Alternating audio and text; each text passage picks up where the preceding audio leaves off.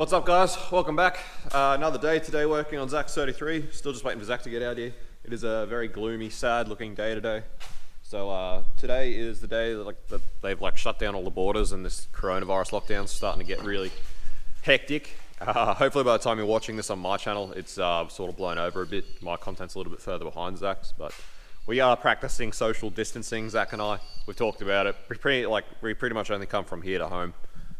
So we're not really going anywhere else. So hopefully not spreading this thing anywhere. But anyway, we'll get back into it today. Try and get this bottom end mostly sorted. Hopefully finish sorting out this head. We still haven't obviously got a helicoil or anything yet for that broken stud, but I just want to get this head sort of sorted, ready to go to machine shop. So yesterday after Zac left, me and Rex were sitting here staring at this head. We actually found a potential issue. Now this may be an explanation as to why it was losing or using coolant. You can see here, back on number 6, we've got this water jacket in which the actual, that is a hole. It's on all of them, all cylinders. It's actually bored up, goes up through towards the spark plug area. It's so that coolant and water can circulate around the spark plug area and keep all that stuff cool. So obviously part of the casting or boring phase, however they actually do that, they've sort of nicked this a bit more than they should have, and so this water jacket actually comes very, very close to the cylinder. So that, even from pretty much the edge of that ring, is actually a bit of a depression there where potentially water could get through or exhaust gas could escape. So it could be the fact that without a bunch of cylinder pressure, it's actually working fine, it's doing its job fine, but it could be, you know, once it's actually sort of getting a few revs and a bit of cylinder pressure in there, it's actually maybe pushing through that area. It's just a potential issue. It may be fine, it may not be. It's just one of those things. So I'll hit up Zac when he gets here, see what he reckons, but in half a mind to actually try and weld that up a bit, because obviously we're going to get the cylinder head surfaced anyway, so if we're going to weld it up, now's the time. So if we can just weld that over a little bit, and then it'll get decked and nice and smooth again, and then we'll have just a little bit more meat there around the ball wall that may potentially help if that is an issue. So talk to Zac about that when he gets here. For now though, I'm going to chuck on my boots and go down. I've got to have a look at the crusader for something for Adam, which I've been meaning to do for days but keep forgetting because I'm useless. So boots on, we'll go have a look there. It's a wee bit wet. So Adam needs another speedo cable for his Cressy, and it does appear that that one has one in it. Just doesn't have the screw top on the little key thing. But I'm not getting it out in the rain. I'm not doing that. Adam can come and do that. Alrighty, so for now I'm going to go on with just getting all the rest of these hoses off this block and starting to mask some stuff up and cover some stuff up. I'm going to leave like the oil pump and the rear main cover plate and all that sort of stuff for when Zac gets here, let him take those off, because you know, I don't want to be the guy that built Zac's motor. Just meant to be the guy that helped Zac build the motor. So, yeah, so I'll leave that for him, but I'm going to start getting off the rest of these coolant hoses and stuff like that. Get them out of the way so that we can mask it up, get it outside and give it a good wash down. Obviously we need to scrape all the gasket surfaces. So, Zac's going to have a lot of work to do today. Yeah, no, we'll get this thing ready. I think Zac wants to paint it as well, so it'd be nice to have a few things masked up. And I'll chuck the old oil filter back on it so we can just paint over that heat exchanger and everything. So anyway, we'll see what he brings out with him. Alright, so Zac's pretty much finished, whoopsie daisy. So Zac's pretty much finished pulling this thing down really. Cranks out, as you can see. Not looking too bad, we'll have to give that a bit of a linish up. But the block's pretty much just pulled down as it's going to get. Front rear main plate's off, the oil pump's off, so we can do those front seals and rear seal and clean those up and stuff. And it's time to sort of get the block outside and give it a good wash down. I am sort of getting set up, ready to try and get some filler into this head. Me and Zac have decided we will try weld it up, so I've cleaned it up as best I can. Try and get a material in there before it goes off to get surfaced. So try and get that done, and yeah, it'll be happy days. All right, so we put Zac to work. Sorry. So Zac's washing it all down. I tried to weld up this cylinder head, but it's just not playing the game. As you know, I'm not exactly a professional welder. And from like just the real porous alloy cast, it's just not pulling up and accepting the filler rod, and I don't want to get too much heat into the head, so Decided to instead try maybe some JB welds. The fact is, because it's only on a water jacket, it's right on the edge of the cylinder head, so I'd like to get some more in there just so that it's got meat for the gasket to seal on. But the reality is, as long as that does its job, it shouldn't be under any real pressure as far as cylinder pressure goes. So a little bit of JB weld should do fine.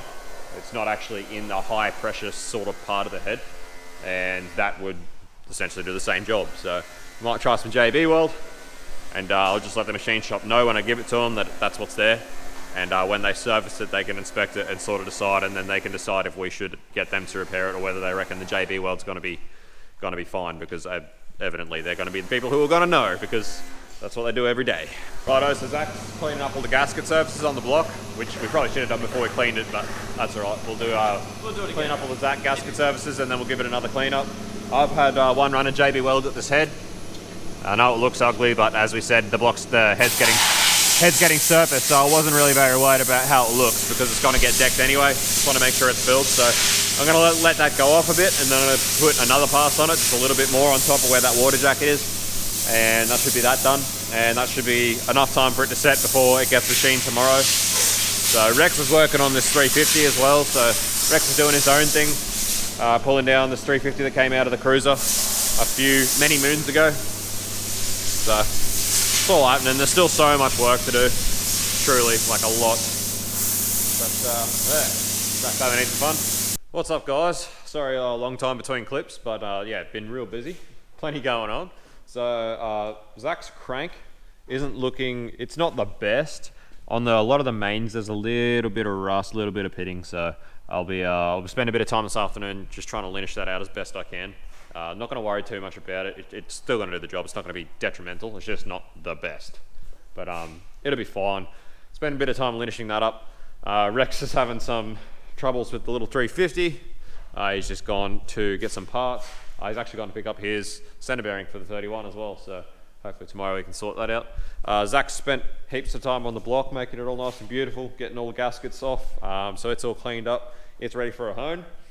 The heads, as you can see, we've got some JB weld in there, which as you can see, it looks ugly, but once that's surfaced, that'll be fine. And that gives it just that little bit of extra meat around that cylinder wall, which I reckon is probably pretty important at this point.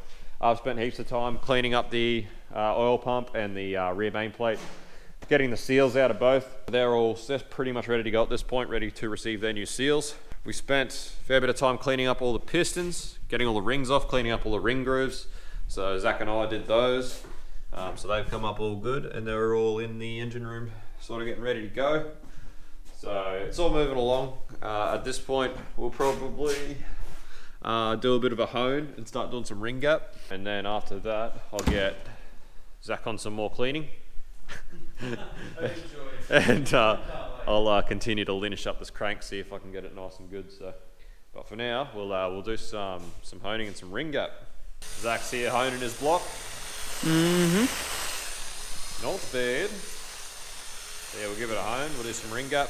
Zach's actually gonna take this block home because we're not gonna be doing this tomorrow and the next day because we've got to sort out like the head and getting some more parts, getting some machine work done. So we're not gonna be here tomorrow and maybe not on Thursday. So Zach's gonna take his block home with him because he wants to paint it. So he's gonna do that at home. Typical ZacBaldy thing to do. ZacBaldy thing. So it just saves us a bit of time here, and it's obviously means Zach gets to make some more content out of stuff at home. So it gives him a video to make tomorrow. We don't have to do it today, so we're going to do this, gap our rings.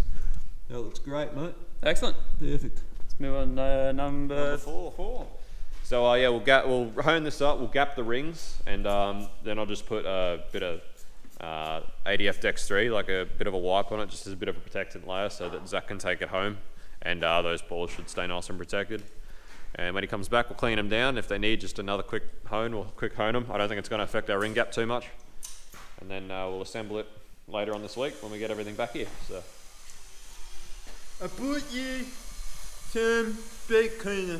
Thanks. What happened to your head? Oh, what happened to it? Nothing. What happened to my head? Oh, now we're going to have to go look in the mirror. It's got shit all over it. Oh, really? This is the only problem with the GoPro is you can't see yourself. What is it, like CRC or something? No, it just fucking looks like dirt and dust and shit. Yeah. Like the forest.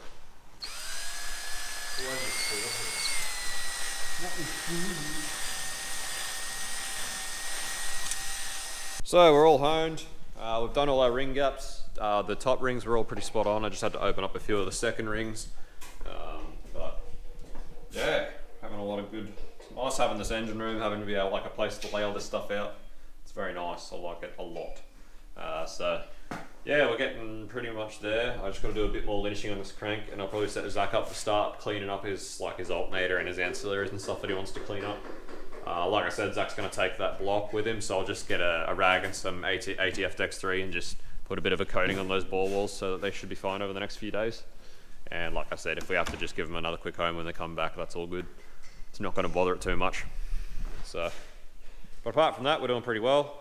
We booked in the head for tomorrow for the machine shop. I've been talking to my mate down at Repco. He's going to source us a clutch, and we need a T3 gasket is one we're missing. That's one that Zac didn't have. And then I've talked to another mate that works at the clutch shop, and he's going to do machine the flywheel for us tomorrow. So the last thing I've got to sort out is fittings for Zac to go pick up. So might sort them out at the moment. And yeah, we're all cracking along. Rex has found some interesting stuff pulling down this Chev. He's also enjoying the fact that he has a nice clean engine room to start putting stuff into for assembly. It's very nice. So it has, turns out it's had a bent rod. Yeah, so the Chev's actually had a bit more of a colourful life than we had thought. Not to worry though, we'll get it all fixed up good as new before she gets sold. But. Yeah, you can see the rod, the top bearing has worn really hard on one side, and the cap has also got similar wear but on the opposite side. So the rod must be twisted that way. When I looked at it, I was like, oh yeah. As soon as you look at it, you're like, yeah, oh yes, I see. A little bit twisty. It is definitely like that. Which it must have been like that when you put it in. From the very start. So.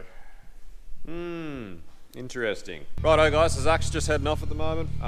As you can see here, he was pretty busy. Oh. It is a very nice car in the flesh. Honestly, I must say. Seeing it in the flesh does it a lot more justice. Very nice car.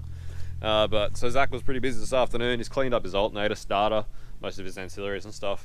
His little oil heat transfer block, which goes on the side of the RB25s. He's taken his block with him and a heap of other stuff that he's going to go and paint over the next few days, so that he's got something to do at home, which gives him content and you know, keeps it moving along, and we don't have to come here because tomorrow I've got to go do a heap of stuff. I think I said in the last clip, yeah, flywheel, head, got to go pick up some stuff, some parts, hopefully, if I can get them in time.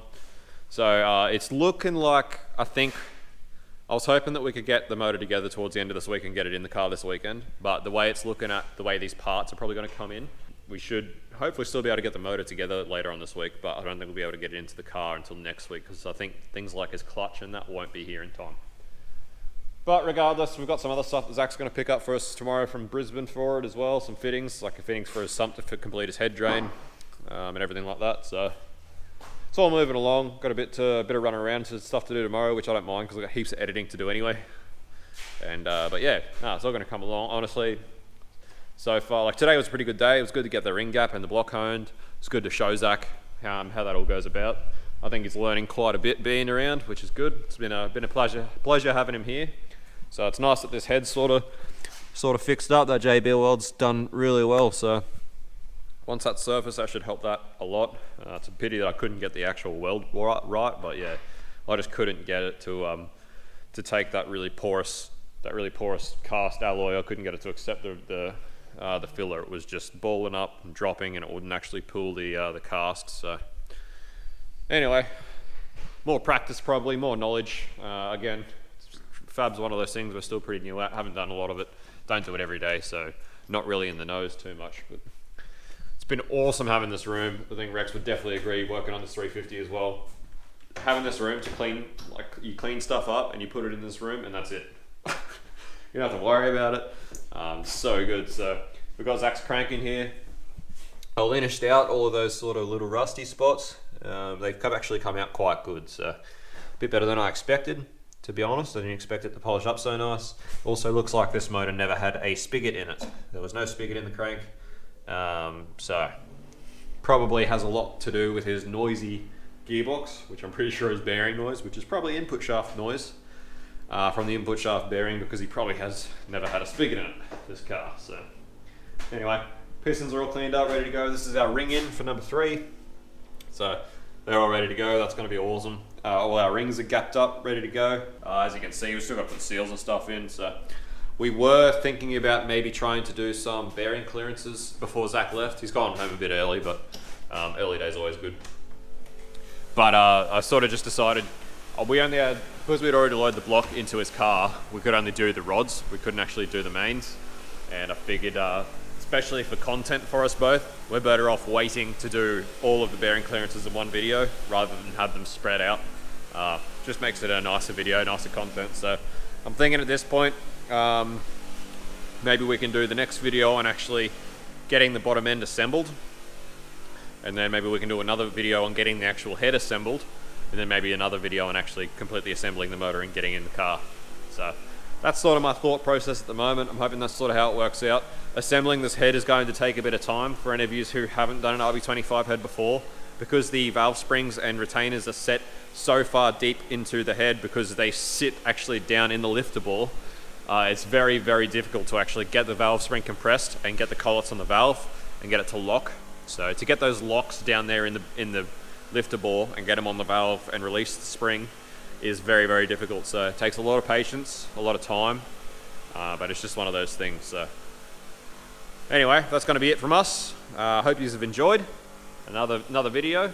And yeah, tomorrow we'll do some running around, get these parts sorted, get this head sorted, get this flywheel sorted, get Zach to go get some other things sorted.